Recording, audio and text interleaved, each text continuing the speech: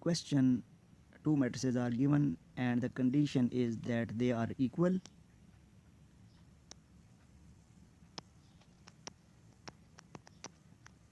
First matrix is A plus 3,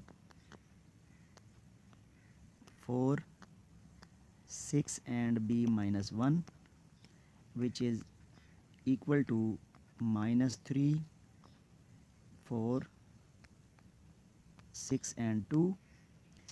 If we see in comparison between these two matrices, we will find that 4 is cancelled with 4 because they are equal, and 6 is cancelled with 6, they are equal.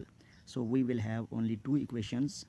The first one is A plus 3 is equal to minus 3. We can name it equation number 1. And the second one is B minus 1 is equal to 2. We can name it equation number 2. We can easily find the value of A and B now. A is equal to minus 3 minus 3.